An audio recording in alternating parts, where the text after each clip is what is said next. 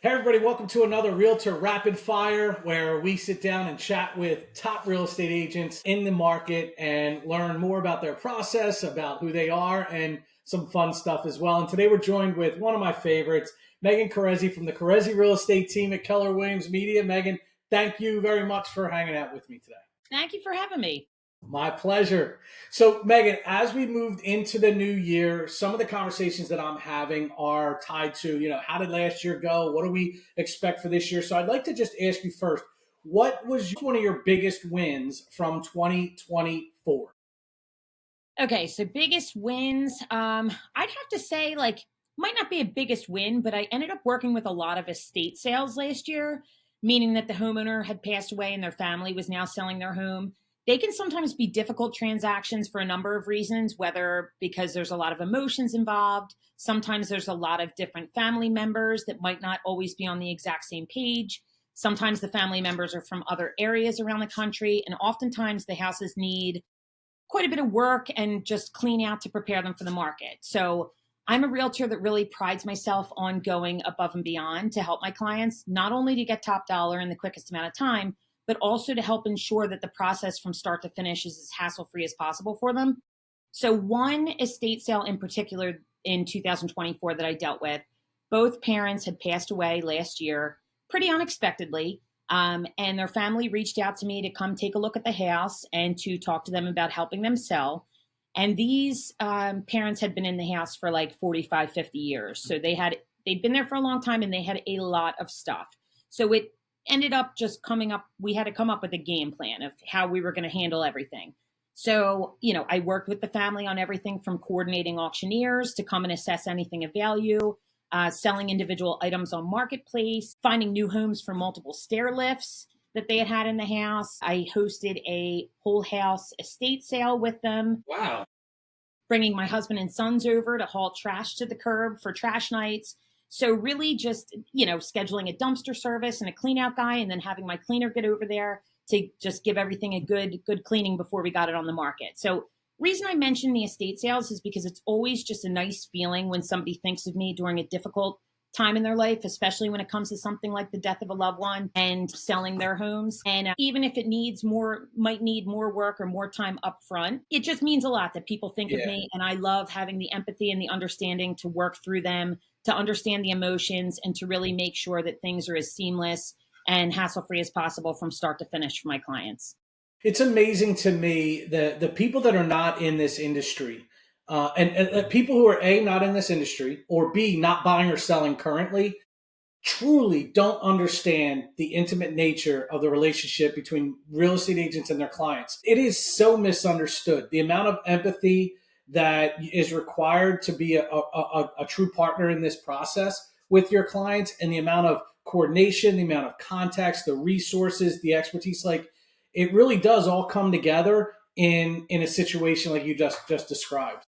Yeah, no, 100%. And I feel like I like to become friends and almost family with most of my clients so that they obviously not only want to think of me down the line when it comes to their own real estate sales or family and friend sales, but it really is like a unique relationship that is kind of formed going throughout the sale process. And especially when it's something when you're dealing with, a life change. All right. So now for your real estate friends out there, what are your thoughts on 2025? What are you projecting or what are you predicting for the year?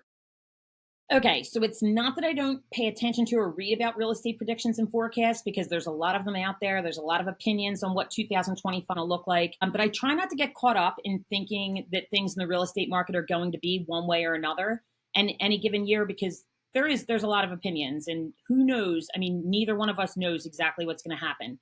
So after 22 years of helping home buyers and sellers in the area, I've learned that each client and each transaction is unique. And the best thing that I can do for my clients is to really listen to their needs and then to work my tail off to try to help them achieve their goals. So regardless of whether I'm working with first-time buyers in a strong seller's market, or maybe I have a brand new listing in a buyer's market where there's 10 other homes for sale in the neighborhood, between my experience and creativity and by working together with my clients, anything is possible. So I think 2025 is going to be an amazing year and I'm excited for it. And regardless of whether the rates stay where they're at or whether the amount of homes on the market increases, there's always a positive side to any market. So whether you're buying or selling a home this year, just focus on the positives and you can't go wrong. And I And really, it's so true. You know, the market is a circumstance, and too many times people decide what they can accomplish by starting with their circumstances. What are my current circumstances, and then try and do like these calculations. Okay, based on this, what do I think I can accomplish in this business? And the reality is, don't look at it that way. Figure out what you want to accomplish and then work backwards from there. And you can have very, very successful 2025, whether you're an agent or a buyer or a seller. So I think those are phenomenal answers. All right, third question.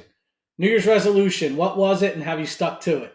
okay. So my business related New Year's resolution this year was to be more consistent with my time and my calendar. As I'm sure, you being someone that's in the real estate industry, sometimes, especially with the craziness of the past few years, it feels like you're just all over the place and flying by the seat of your pants. And it gets a little overwhelming. So my goal was to work on consistency and discipline with my day to day, and then using that to actually create more time for doing things that I enjoy besides selling real estate. Now, I ended up with walking pneumonia in the beginning of the year. So that threw me through a loop a little bit. Yeah. And then my goal was that first Monday, I think it was the 6th. I'm in the office, I'm pounding the pavement, I'm getting things up and running. And then we had like an inch of snow and the kids were all home with the flexible instruction day. So that threw that week off. And I, for one, like to start things fresh on a Monday. So like, I was like, well, I'm not going to start this whole new resolution on a Tuesday. So this past Monday was my day. That's your official start day? My new week. Stick to my calendar, stick to my time blocking. And, so far it's going great. Like anything with real estate, you have to always be ready to shift and pivot because things change, things come up. But I'm hoping that by doing better with time blocking and with paying attention to my calendar, it'll just, not only make me more organized and able to prioritize different tasks, but it'll also give me a better understanding of how I'm spending the hours in my day. Which is critical. In order to say yes to something, you have to know what you're saying no to, right? 100%. So, all right. So if there's a buyer out there, a seller out there, or an agent that wants to learn more about time blocking and how you do it, how can they get a hold of you? So you can give me a call on my cell phone number at 610-368-4189. You can shoot me an email at megankerezsi@gmail.com, or the Kerezsi Real Estate Team is all over socials at Instagram, Facebook, YouTube. So we try to really work our social media calendar. So you can find us on any of the platforms. Awesome. Well, thank you very much for hanging out with us today. Those are great answers, and I hope everybody got a lot out of it. And we'll chat soon. Thanks so much for having me, Ken. It was a pleasure. You bet. Take care. Have a great day.